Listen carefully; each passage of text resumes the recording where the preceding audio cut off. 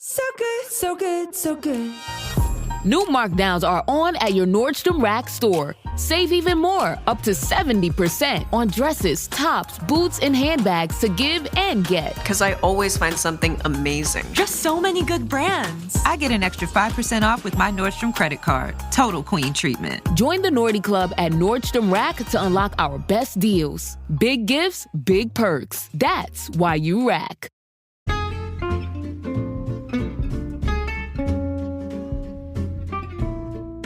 Hello, and welcome to It's a Fandom Thing. I'm your host, Erin Marlowe, and each week I'm joined by a panel of guests to discuss all things fandom and pop culture, primarily from a female perspective. You'll find everything from fanfic, to cosplay, to Schitt's Creek, to Supernatural, and everything in between. So put on your favorite piece of fandom merch, set aside that fanfic that you're writing about your OTP, and sit back and enjoy this week's episode.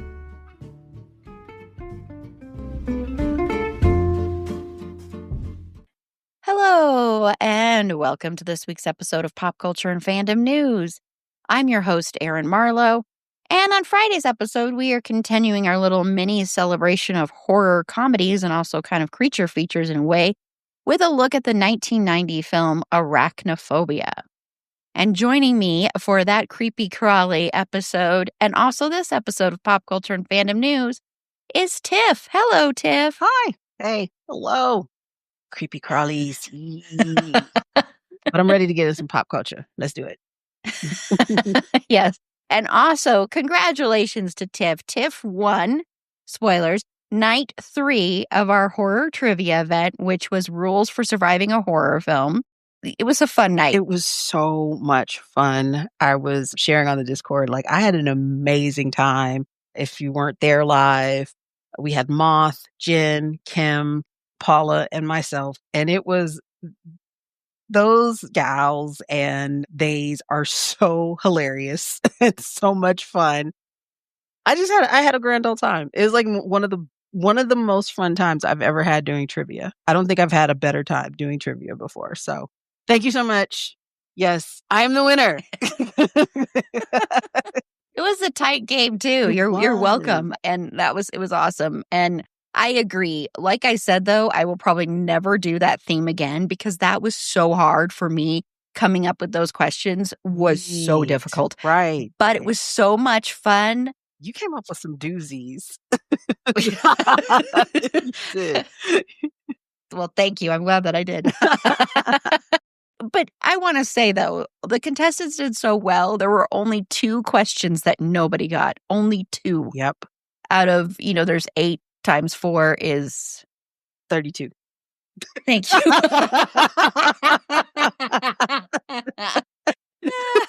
Someday you'll get this reference, but that's the Carmi and me not working. That's a bear reference. But yeah, I'm like, wait, how do you do that math? So everybody got basically 30, questions. Yeah, that was amazing. That was really, really amazing. That just goes to show you that all of us would survive a horror film. Let's just... There you go. Yeah. We're all survivors here, baby. All of us. Yeah, I do think that probably was a record. Yeah. Mm-hmm. It was a lot of fun. And I think the don't have sex category was probably my favorite because of the way everyone would choose those questions was hilarious. So yeah, so it was fun. And so you can still tune in for our finale, which will be this coming Sunday, the 26th, October 26th at 6 p.m. Mountain Standard Time. And it's going to be Decades of Horror. And so Tiff will be back defending her title of glory. Yeah, I have to snatch it from Moth because we know Moth is a champ, just a true champion. So, well, you both are. Moth won the week before, and then you won. Who won? I forget who won queer horror. That's night 1. That was Eric. Eric. Yes, I was thinking. I was like, okay, I think that was Eric, but I didn't want to misspeak. So, yeah. So, 3 different winners. Yeah. Okay. So cool. far, yeah. But other than trivia, Tiff, what is one thing in fandom or pop culture that you're into right now? I am very intrigued, and it starts next week. on Welcome to Derry. I've been seeing the trailers for it, and I'm really, really interested in it. I like the look of the production design.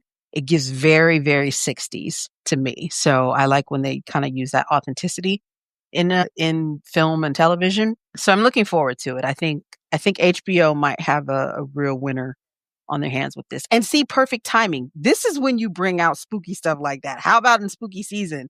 So it could have even dropped, I think, a little earlier than this. I think they could have probably Yeah. dropped it at the beginning of the month and it would have really worked. But I'm really looking forward to it. So I can't wait to start it next week.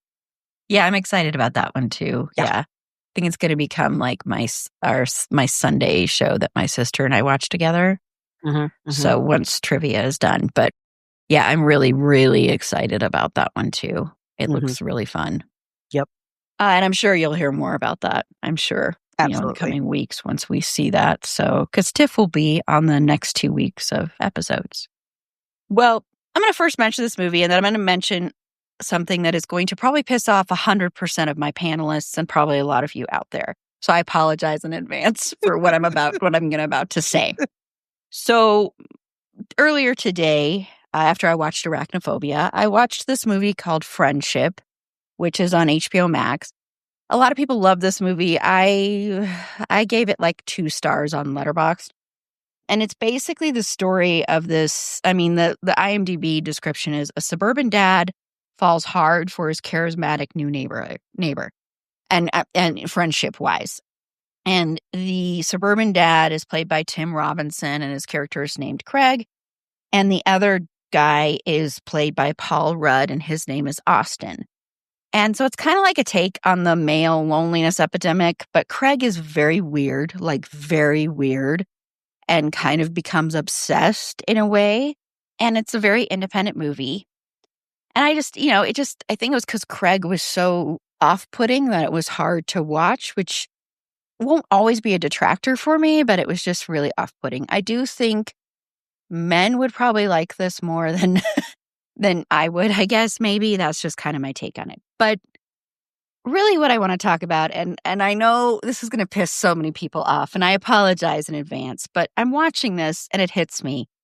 I am so sick and tired of Paul Rudd and him playing the same character in every single flipping thing.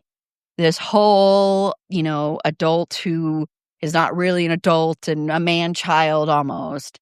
And I apologize because I know Paul Rudd is so beloved in my generation, in millennial generation, in every generation. I understand. I have loved him for a long time. But it just hit me watching this that I'm just tired of it. I want him to do something different. And it feels like every character he plays is the same. Even Ant-Man, which I hate the Ant-Man movies, but even Ant-Man feels like Paul Rudd. It just feels like he's playing Paul Rudd. And I'm just a little tired of it. And I know all of you are screaming, yelling. You're all going to leave me 1-star reviews. All my panelists are going to quit and they're not going to be on anymore. I get it. I understand. But I'm sorry. I'm just really sick and tired of him. I'm just so sick and tired of Paul Rudd being Paul Rudd every single time. Do something else. And, and it's like a take on it too. It's like the man-child that's either like a really good person or the man-child that's really a jerk. And it's just, I don't know. Like, should I even mention this? But it's been bugging me, honestly, for a long time. And I just have never wanted to say it because I know how much people love him. And then when I watched this movie, I was like, okay, I'm just going to do it. I'm going to rip that Band-Aid off and I'm going to say it. So Tiff is still here. I'm still here. Okay, I love Paul Rudd. I do. And I think, but I can see where you're coming from. I do. I can see where you're coming from. I think people get typecast into certain roles. And I feel like with his, ever youthful visage that he has gotten shoveled into these roles where he's the goofy, lovable, guy with a heart of gold, who ultimately does the right thing. And So I do see it. I do. And I think people kind of probably gloss over the fact that he does play that a lot simply because he is such a like known nice guy in Hollywood. So I think that might be kind of the issue that we find with Mr. Paul Rudd. I would like to see him stretch himself into a different role. I see what you're saying, but you've said that about Jensen too. You've said that you wanted to see him stretch. No, I just want to see him in different roles. Because I know he can do different roles. Exactly. Yeah. Exactly. Same thing with Paul Rudd. I know he could do something different. I know he could totally do something different, but he's probably getting just this stuff, and movies pay the bills. Yeah. It's irritating me because it feels very lazy to me. And so I think this movie, Friendship, in a way, was kind of playing on that thing with Paul Rudd, because there's stuff in it I'm not going to spoil that gets revealed about the character Austin that he's playing. So I think they were trying to kind of mess with that a little bit, but it was still the same Paul Rudd. So I don't know. I mean, I'm sorry. I think he's still probably a very lovely person. I still love certain things he's done. I will always love what he did in I Love You, Man is one of my favorite things that he's done. I just want to see him stretch a little bit. So, yeah. I get it. That's all. That's all. Get it. Okay. When we come back, we're going to watch the trailer for Send Help. Okay, so we'll be right back. This episode is brought to you by eBay. Before all the algorithm-fed blah and the endless sea of dupes, shopping used to feel more fun. Find that feeling again on eBay. It's not mindless scrolling, it's a fashion pursuit. And when you score that rare Adidas collab or the Dior saddlebag you've been manifesting, it's a rush. eBay has millions of pre-loved finds from hundreds of brands backed by authenticity guarantee. eBay, things people love. Okay, so there is a new movie coming called Send Help with Rachel McAdams and Dylan O'Brien, who I'm not really like a Dylan O'Brien person. Like, I'm not as familiar with him, except for he was in this movie that came out this year called Twinless, which is one of my favorite movies of the year. Please go see this movie. I got to see it for free at like a Alamo Victory screening, and I'm so glad I went. And this was like my first exposure to him, and he was so good. And anyway, that's a different movie, but he is in this other movie that's coming out. And so this is the trailer Tiff and I are going to watch. So check your show notes, click play, and then we'll be back with our pause us, sorry. Click play, and then resume listening to us, and Tiff and I will give our thoughts.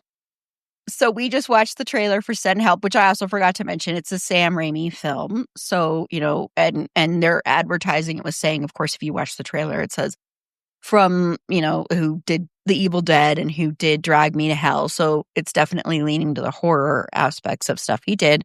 I don't think you're going to see the car in this movie. Maybe you will. If people don't know, Sam Raimi used the same car that Ash drove. And it's like shows up in every movie of his. It's in the Spider-Man movies. It's just shows up. And it's like an ongoing kind of like Easter egg thing. But so Tiff, was this your first time watching this trailer? No, I watched it, as I was doing prep work for Pop Culture. So I'd seen it. I actually watched it like about 3 times because I was trying to find. I was really intrigued the first time I saw it because that's kind of my jam. I like, stranded on a desert island type things. I like it in literature. I like it in film. I like it in television. I'm the same way with you, not wholly familiar with Dylan O'Brien. I know who he is, but I don't remember like actually seeing him and stuff. Of course, I know Rachel McAdams' career path pretty well. So I'm actually pretty intrigued by this. I like seeing her kind of lose her marbles a little bit and like turn into Survivor Woman on this island. So it looks really, really good. I'm telling you though, like if I was her, I'd have dragged his behind out into the middle of sand and just let him fend for himself. I'm petty. I'm sorry. I'm petty. I'm not dealing with anybody talking about, did you try to send a bigger distress signal, a bigger fire? Hello. Like, are you serious, sir? I should have let you get eaten by a wild boar. And the Susie Homemaker line also just, ugh. Ugh.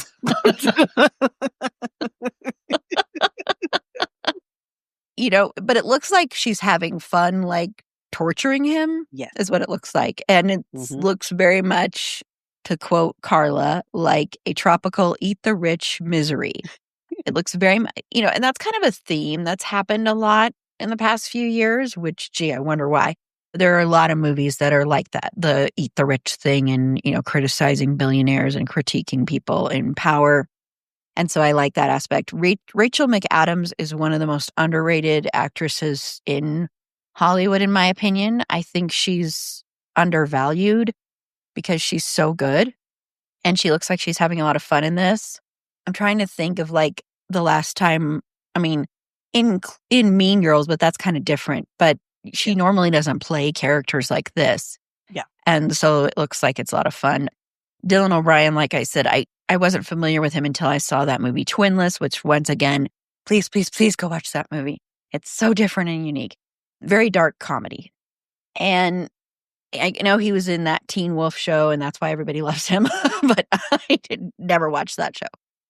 But he looks like, it's so funny because this really shows me that he's such a good actor, because he doesn't even look like he did in the Twinless movie. It's uncanny. It's weird. It's like he didn't really do anything different except for his hair a little bit, but he doesn't look the same. So I just found that striking. But yeah, it looks like fun. The only thing that holds me back is, if you don't know this, January is a dumping ground usually for movies. That's usually where they dump movies that they don't think are good or that aren't good or they don't have faith in, unless it's like movies that were previously released in December for awards attention and then their wide release in January. So that's the only thing that I hesitate about. But other than that, it looks like a lot of fun. It looks kind of like a lot of fun, like it's different characters, but kind of like the movie Red Eye, Wes Craven's Red Eye. Did you ever watch that? Oh, I love Red Eye. Love that. Yeah, I love it too. Love that movie. Yeah, and that's also involves a plane. Yeah. A plane, Rachel McAdams. Yeah. And Cillian Murphy. Yeah, it's a Cillian Murphy. Crazy Eyes Cillian Murphy. Love him. So it kind of reminds me of that. It's a totally different kind of character, but Of course. kind of reminds me of that. No, her meek and mild manner at the beginning of this trailer reminds me of how, like, her manner at the beginning of Red Eye, because she's coming back from the funeral and everything, and she's sad and all of that, and it feels kind of along those same lines. The only question that I have in this is if he, oh my gosh, that's such an insult when he says, I don't, as an executive, I don't see any value in you. And I'm like, what the hell, dude? Who says that? Seriously? I know. So if he doesn't see any value on her, and then I know he says, prove me wrong. So why is she on this private plane with them going to this Bangkok merger or something like that if you don't see any value in her, dude? So that makes me think that there's some kind of psychological twist on his end. Like, is he doing something for her to make her undervalue herself to the point where, like, she quits? But so I'm trying to figure out his angle with that, because if you don't see any value in somebody, I don't see you putting them on your private plane to go to this super duper important merger with this international company. So I'm trying to figure out that angle, but I'm very interested in this. Like, I'm super interested. But like you said, it's the fact that it's in January, that's a bit disappointing, because January is where movies go to die. It's true. They do, sadly. Yeah. So, but hey, hopefully it'll be really good. So I am looking forward to it. Yeah. Yes. Okay, we're going to take another quick break. And when we come back, we're going to talk about some of MTV stations shuttering. I also wanted to cover this so that there's all these rumors flying, and kind of we can put some of the rumors to bed. But we're going to talk about MTV getting rid of some of its UK channels. So we'll be right back. When did making plans get this complicated? It's time to streamline with WhatsApp, the secure messaging app that brings the whole group together. Use polls to settle dinner plans. Send event invites and pin messages so no one forgets Mom's 60th. And never miss a meme or milestone. All protected with end-to-end encryption. It's time for WhatsApp. Message privately with everyone. Learn more at whatsapp.com. Okay, so it was announced, and please, when you see stuff like this roaming around the internet, you know what I mean?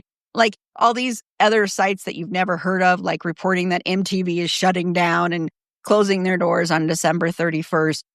Please try and research that before you share it, because I did that, and it isn't that they're shutting down everything, although we're going to talk about if we think they are going to.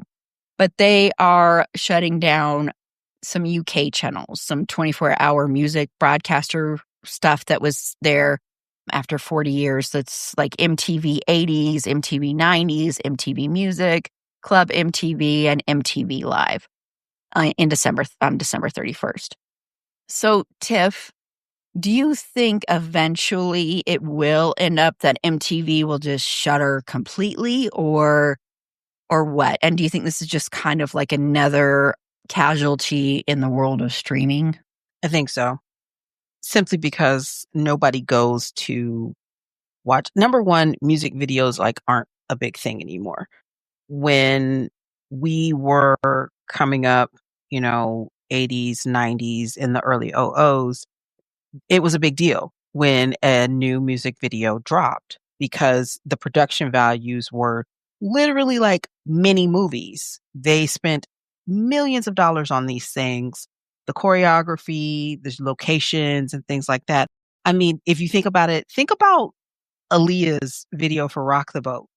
She was filming in the Bahamas. They shot that video in the Bahamas. That's partially, why she passed away, because, they took a little private plane, little puddle, what do they call it? A puddle hopper, to the Bahamas, and it was Puddle overweight. jumper thing, yeah. Mm-hmm. And that's how that plane ultimately crashed. But that's the type of thing that we're talking about. People don't do that with music videos anymore. And that's how MTV made their bread and butter. So if you don't have that anymore, you don't have shows like TRL for the youth out there. Of course, that was Total Request Live, which was also a big thing. People calling in to request their favorite videos. They remember they had the top 10 to show what was the most popular of that week. So if you don't have that anymore, do you really have an MTV? Like, what are you showing except for just, what is it? Real world versus road rules challenges? Like, that's as when I scroll past on my, on my TV guide or whatever, and that's all I see on there. I don't see anything else. Like, what else are you actually showing? Like, nothing. So, yeah, I can ultimately see that going by the wayside. I don't see it lasting for too much longer, because if you don't have the advertising dollars for something, and these advertisers know people are not watching you, they're not going to pay for advertising space. Thus, where do you go from there? You go nowhere, essentially. Yeah, exactly. And I mean, MTV kind of strayed away from being about music videos a long time ago in some respects. I mean, they leaned so hard into the reality show side of what they were doing that it kind of became like, oh, music television, but when do you even play music videos, Right. And I do think it is kind of that casualty of streaming. It's like, I saw someone say streaming killed the video star, kind of like a take Right. on that, video killed the radio star. And I think that's true in a way too. And I do think it's also the way that we consume music is so different now too. But yeah, I mean, music videos were like an event. Like you had the world premiere of the music videos. Lots of directors, like big name directors, got their start and still do, Yep.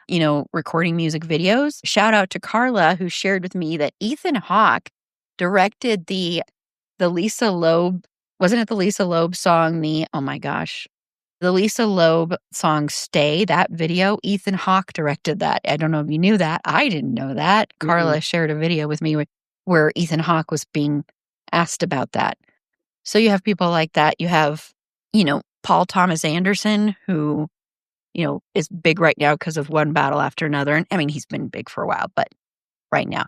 And he has been directing music videos forever, like constantly. He still does.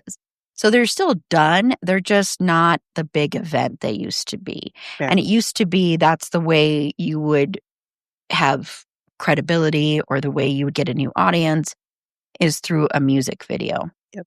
And that's just not the case anymore. And so I think because of that, but then with the reality side of it, you've got so many reality shows that are dropped so differently now with streaming, that I think even that has changed.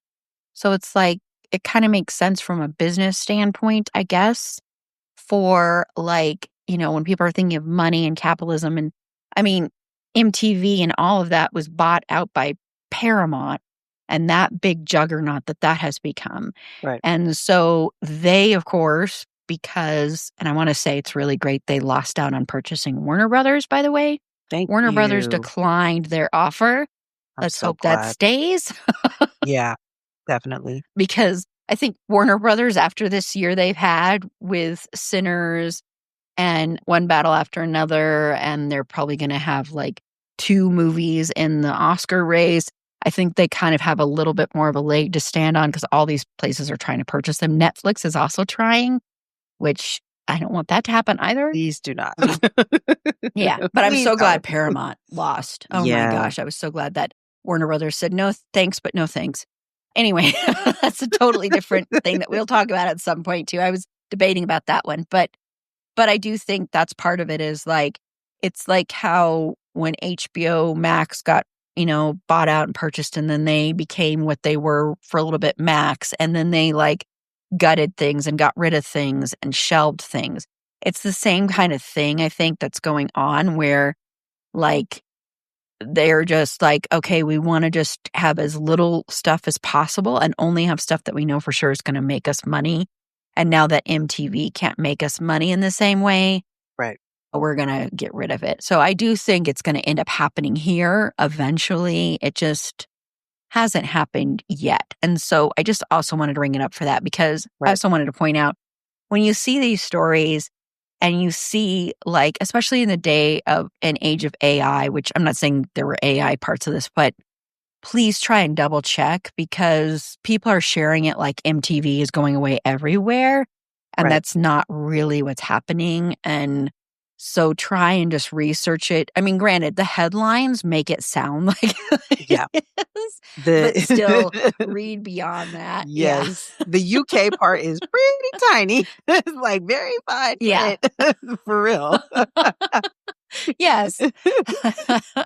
So really research that stuff before being like, for sure, like this is happening. Absolutely. I called out this kind of a side note, but this is to the AI thing, but I saw this thing pop up because, I get all this good boy stuff in my feed. And, because Indy did his letter to the Academy, quote unquote, Indy. And someone was sharing it and sharing these pictures of a dog that I guess they were trying to pass off as Indy with a person in some creepy, environment or whatever. And I was like, that's not Indy. Those aren't pictures from the movie. That's AI slop is what it looks like. And it looks like everything on your page is AI slop. And it's not someone I followed. It just happened to pop up on my thing. Right. And then they like blocked me. I'm like, well, this is what you're doing. So just try and be careful because there's so much out there now that like, you can't trust what you see. So Absolutely. I know we were talking about the music kind of video and how that's, somebody said music videos, failed the radio star. I don't know I forget what it is. The original or the new one? What people say. Streaming killed the video star. Streaming killed the video star. Streaming killed the music video star also. But I was kind of going through a list right now of directors who got their start with music videos because that used to be a great foray for people to make that jump into television and film. big names, folks. Antoine Fuqua, who of course did Training Day. Denzel won that Oscar. He didn't deserve it. I love you, Denzel, still, but he didn't deserve it. David Fincher, like the David Fincher. Yeah.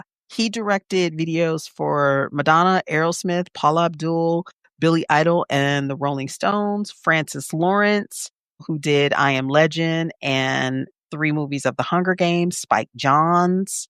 So we've got some big names that did the music video scene before they made the jump into film. So, wowzer. Wowzer. Yeah. Yeah. I Yeah, know. that's bonkers. That's bonkers. You know, and it's funny because people put John Chu on that list a lot of times. John Chu did not do music videos, though. He uses music in a lot of his films, but he did not do music videos. So, in case anybody's like, why didn't Tiff put John Chu on her list or see? I know. There's a reason why I did it. Well, there are a lot of people. I mean, and that's another thing that'll be lost if that with that art form is directors getting their shot. And Francis Lawrence also, just to shout out, directed the movie The Long Walk from this year too.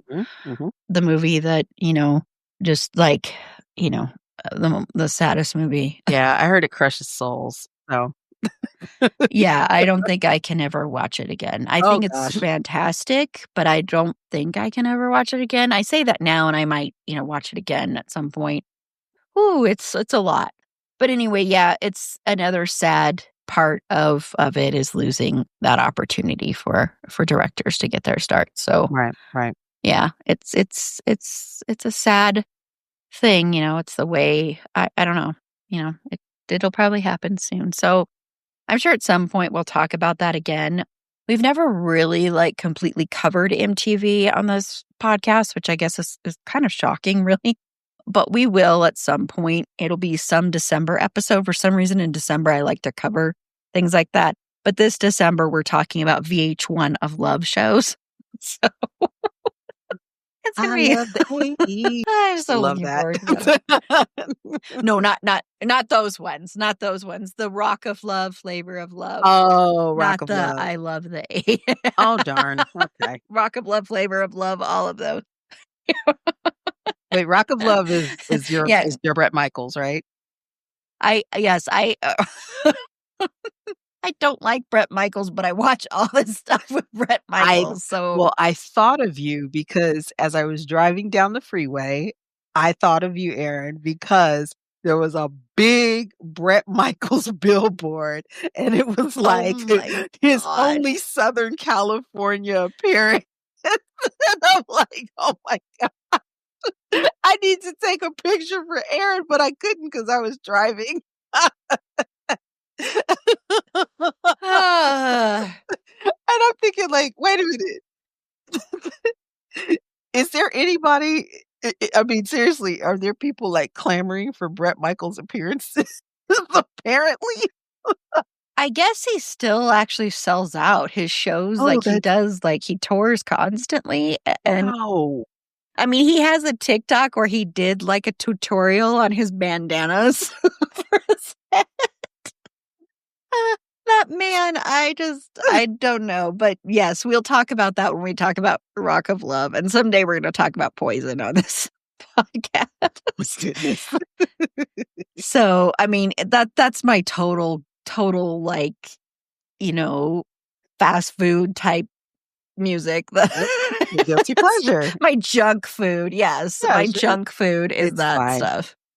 Okay. Well, that's it for this week's episode of Pop Culture and Fandom News. So thank you so much, Tiff, for joining me. Maybe that billboard will still be up there in February when I'm out there in LA. Although it probably won't be because of his shows coming there. Why would it still be up there by then unless the show's not until February? That makes no sense, Erin. I think it's in December. I think it's sometime in December. Oh, okay. Then it'll be gone. They'll take it down. Okay. So thank you again, Tiff, for joining me. So if you want to tell our lovely listeners where they can find you. So I'm at Who is Tiff is Me. I am on the socials. I don't really post on the socials too much, but you can mostly find me on the Discord with the rest of It's a Fandom Thing pod crew. And we have so much fun over there. We do talk about Indy the dog and his fabulous performance, which I still have to go see. I'm not being lazy. It just got super duper busy, but I'm looking forward to going to see it. And we talk about other pets that we own. So that's great. And our fur babies. And other things like TV and books and movies and all that sort of stuff. So come on in and say hi.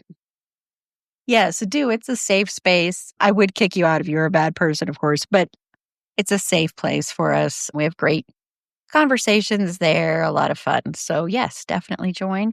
And Fergie hates Indy the dog. Fergie the dog hates Indy the dog because I talk too much about Indy the dog. And she's like, I would be better in a horror movie than Indy any day of the week because she loves horror movies. She would want to play the villain, though. She would not want to play the hero. But you can follow her on TikTok at Schroeder and Fergs. That's SCHROEDERANDFERGS. It's long, but it's worth it. To find all our past episodes, links to our social media, including that Discord server, head on over to our website. It's afandomthingpod.com. And while you're there, also consider becoming a Patreon supporter today. For as little as $3 a month, you get early access to episodes. You get ad-free content. You get bonus episodes, which I swear I'm going to schedule that recording of Weapons. It'll probably be released in November at this point. It's just time has got away from me. But they're going to get, my Patreon supporters are going to get early access, like almost a month early, to an episode that I'm working on finally editing. And that's the Sid and Carmi special. So it's another Bear episode. And Carla joined me to talk about the ship that is Sid and Carmi. So it was a lot of fun. I really, really loved that. Listening back to it, I am laughing and cracking up while editing it. So that was a great conversation. So click the Support Us tab on our website. It's afandomthingpod.com, or click the link in the show notes. And on Friday's episode, Tiff will be back to talk about creepy, crawly spiders in the movie Arachnophobia. I don't know why I'm saying it like that, because it sounds creepy. It sounds like a lot of legs. It's a lot of legs. It's a lot of legs. Yeah. So until next time, remember, it's a fandom thing. Black Lives Matter, Stop Asian Hate, and Free Palestine.